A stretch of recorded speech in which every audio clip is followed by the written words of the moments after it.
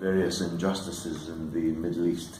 The injustice of the expropriation of the Palestinian people, driving them into exile, taking their land, wiping their name off the map, and of course my opposition to war and invasion and occupation, of which we've had a great deal. I have had, and that's why I'm here today, a long interest in what's happened in Syria and the great crime that's been committed against Syria by the so-called international community and their mercenaries, hirelings in various ways, and the tearing apart of the fabric of Syrian society, which I have always felt was the most beautiful fabric in the Arab world. Which is not to say I'm a supporter of the political system in Syria. I'm not. I'm not for Bashar al-Assad. I'm just against his enemies. And his enemies would make Syria far, far worse than any problems that exist there now. And so, with particular emphasis on the plight of women and children in the carnage that continues in Syria, we held a press conference close by the Dáil today. It was attended by Irish parliamentarians and journalists of note, and I'm glad to continue these discussions with you. The mainstream media seems to have a very different view on it. Yes. Yes, and particularly with the white helmets, they've kind of been lauded here, the Oscar nominees and everything. What do you think is really going on with the white helmets? Well, it's hard to believe that that's an accident, because you have to have a certain level of intelligence and education to be a journalist, though I'll grant you it doesn't always show. To a significant extent, most of the journalists who are lauding the white helmets actually know the truth, but they know that they are working within the prevailing orthodoxy, and they have made a decision, you might call it a Faustian pact, to remain within that prevailing orthodoxy. And the Western state political orthodoxy is that the white helmets are to be lauded and glamorized, when in fact they're the medical wing of Al-Qaeda and ISIS and the alphabet soup of Islamist extremism in Syria. Otherwise they'd be working everywhere in Syria, not just in Al-Qaeda and ISIS-controlled territories. And there are some important facts about the white helmets that your readers deserve to know. First of all, the white helmets were formed by an English army officer by the name of Le Mesurier, just like the man in Dad's army. He was a Special Forces British Army officer.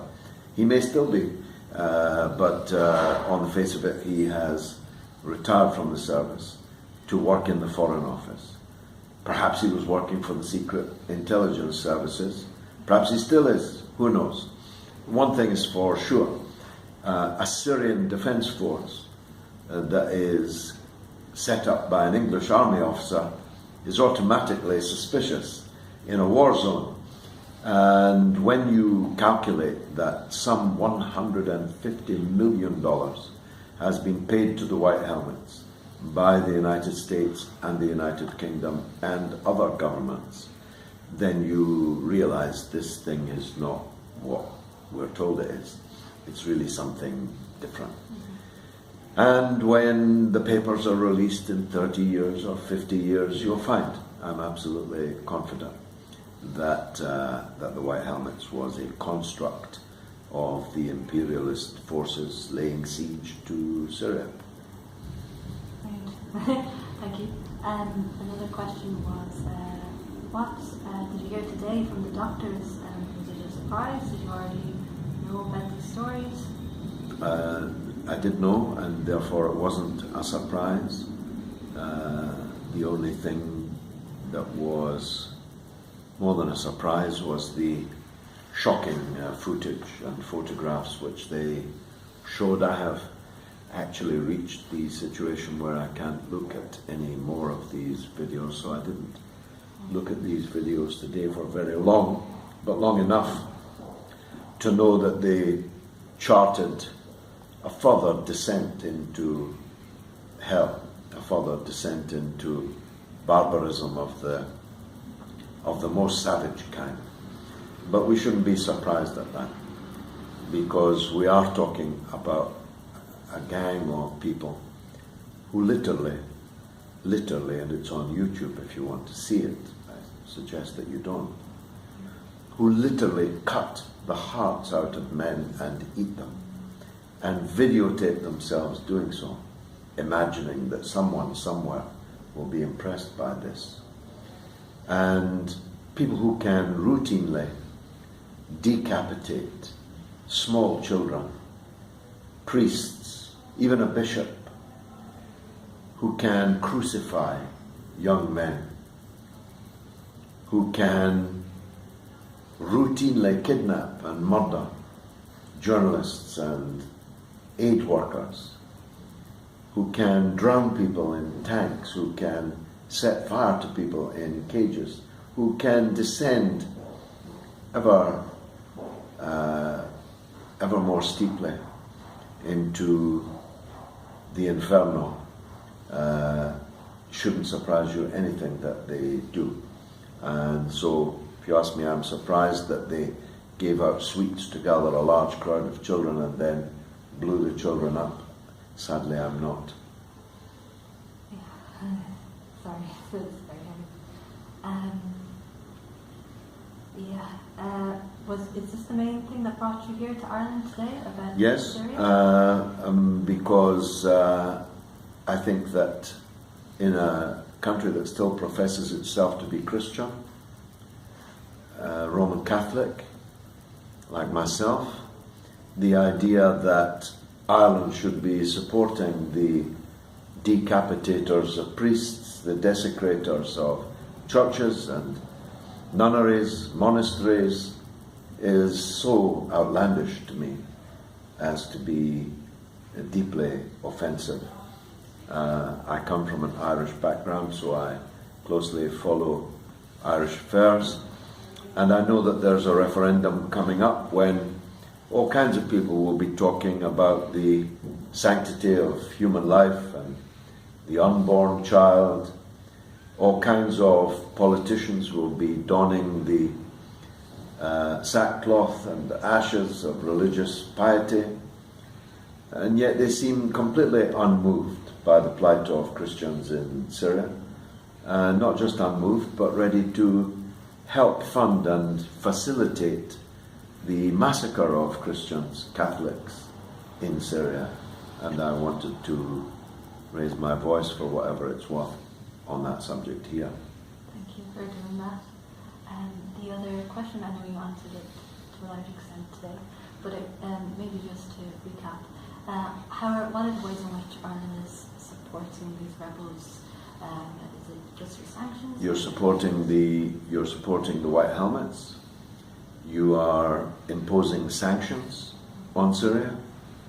You are in violation of your neutrality, allowing Shannon Airport to be used to transit military forces to fight.